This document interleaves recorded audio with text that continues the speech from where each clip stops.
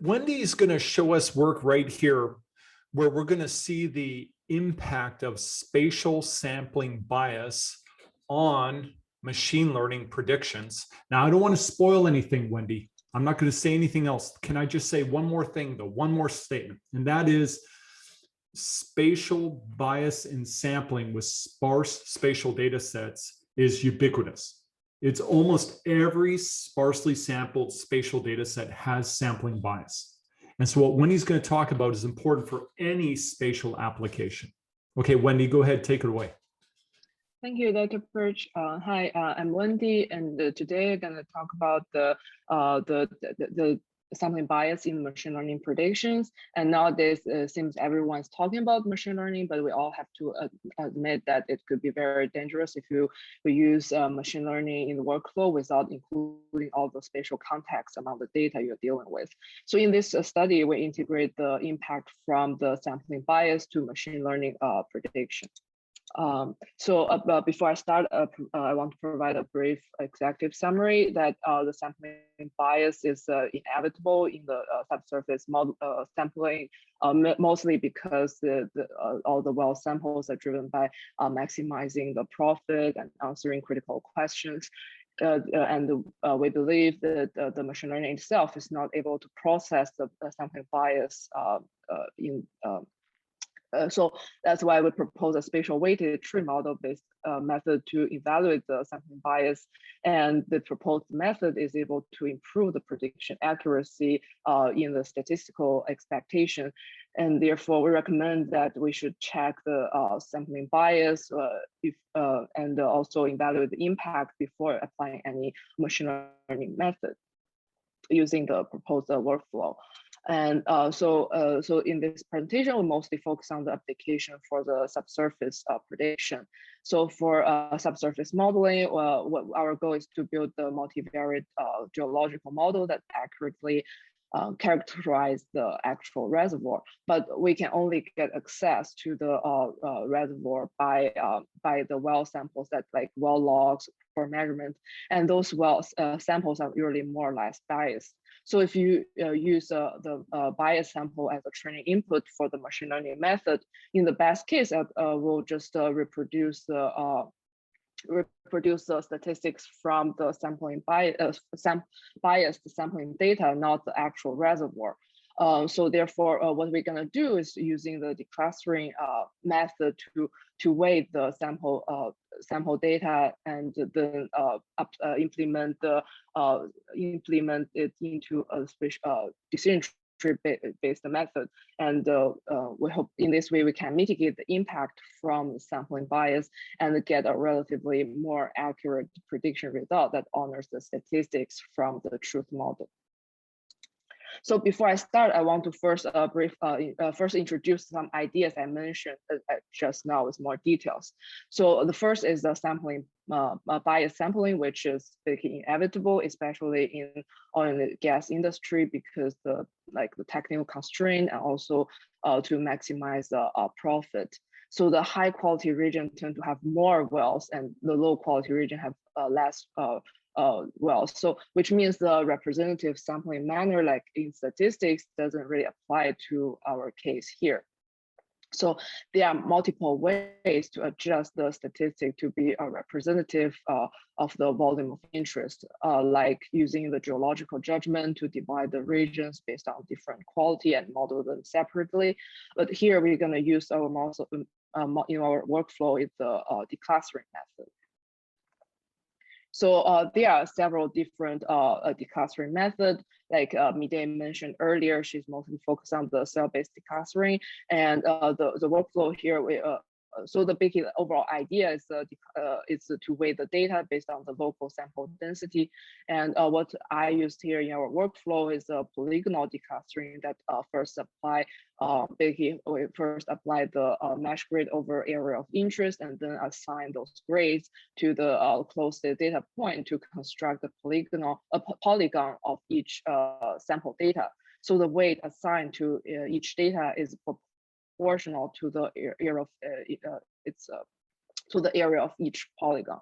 And so the weight would just be used to correct the distribution of the biased sample, like the histogram, to correct the histogram. And the result in this method is sensitive to the boundary. So that's why therefore the picking an area of interest boundary is important in this workflow. So in our workflow, polygonal declustering is implemented to construct a spatial weighted tree model based on the decision tree method. So the decision tree we talk about here is a regression decision tree using continuous data as features and response.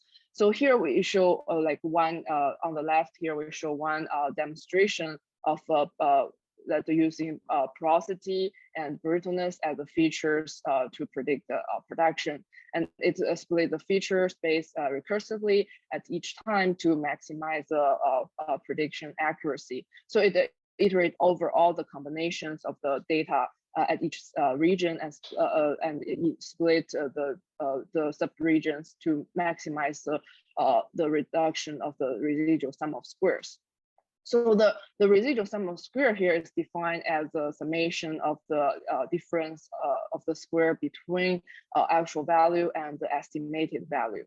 And also basically each time we just repeat the binary splitting to reduce the error until we get the constraint to prevent overfitting.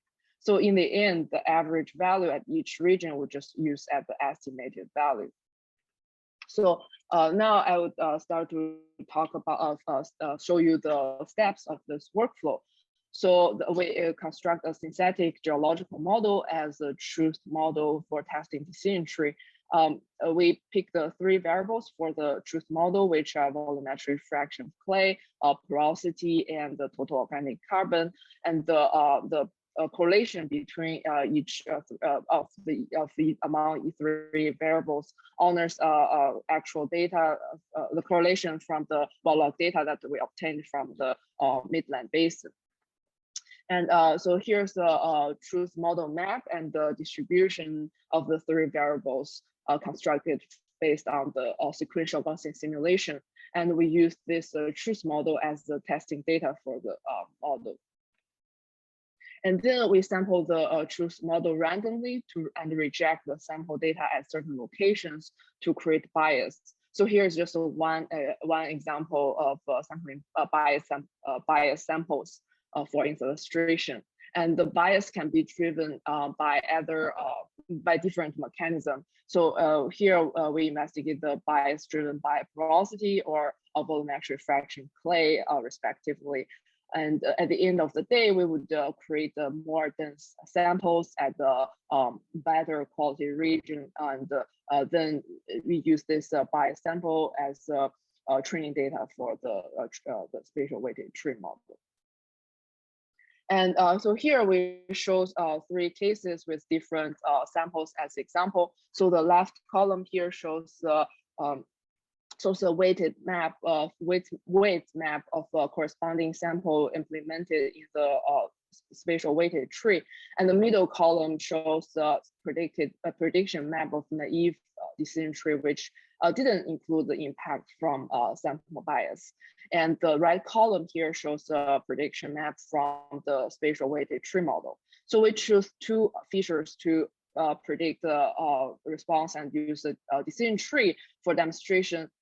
One of the main reasons is basically it's a most straightforward way and interpretable way to visualize the workflow and the result.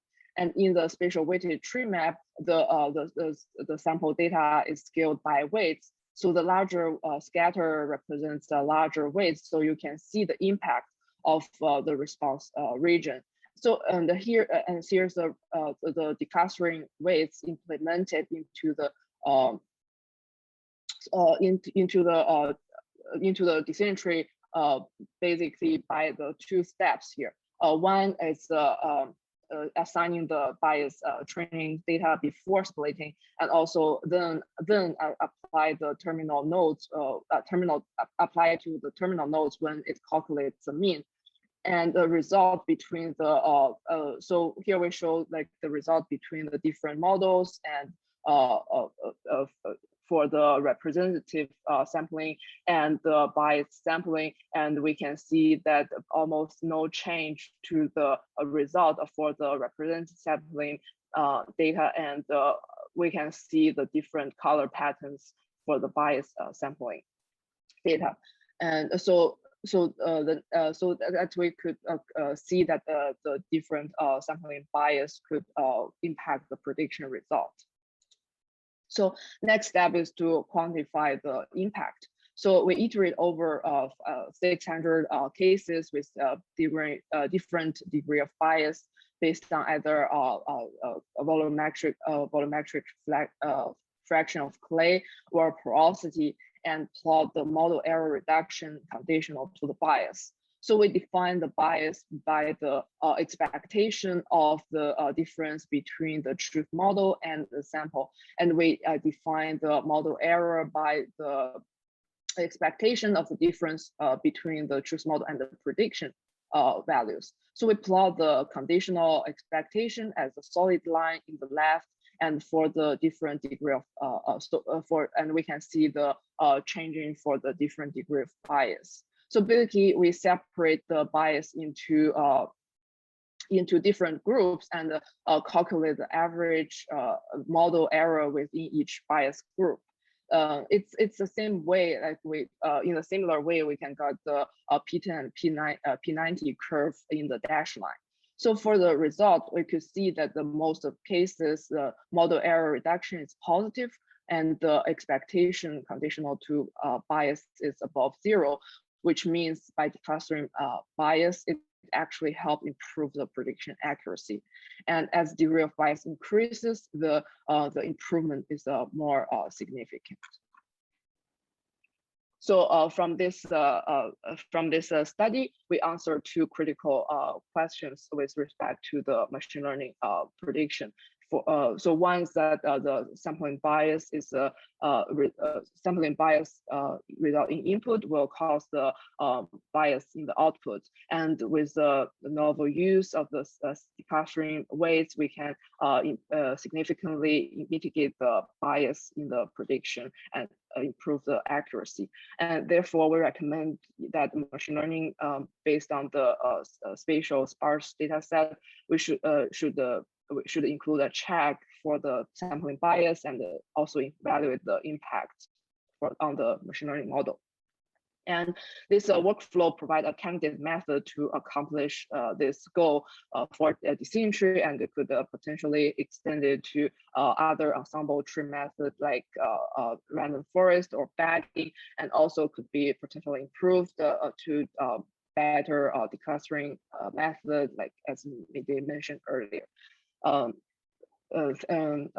Thank all the sponsors for this study, and I'm happy to answer any questions.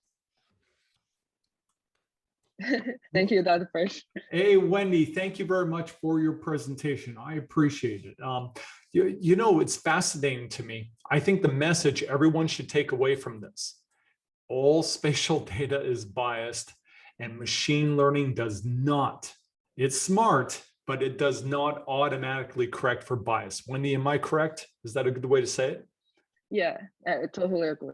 Yeah, we have to take ownership. We have to find that, and we need to be able to mitigate it. And Wendy, you've shown us how to do that. Any questions or comments from anyone? Michael, Andrew Nigg has been talking a lot lately about what he calls data-centric AI or data-centric machine learning. And his commentary is, you know, we often hold the data fixed and evaluate models, but what if we hold the models fixed and evaluate the data, or change the data to evaluate the models? So yeah. And you know, John, I think that's fascinating, because when we teach our students here in the department about data in the subsurface, we tell them there is no hard data. All of our data is soft. Everything has uncertainty, and there's often a thick layer of interpretation in addition to measurement and model choice uncertainties. So you're right. And actually, John, I think you're being Bayesian there when you start talking about, right? I'm always Bayesian. All engineers are Bayesian. If you've ever looked at an equation, you have a prior, right?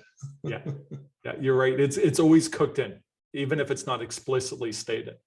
Okay, any questions from anyone? Any other comments? All right, well, Wendi, thank you very much.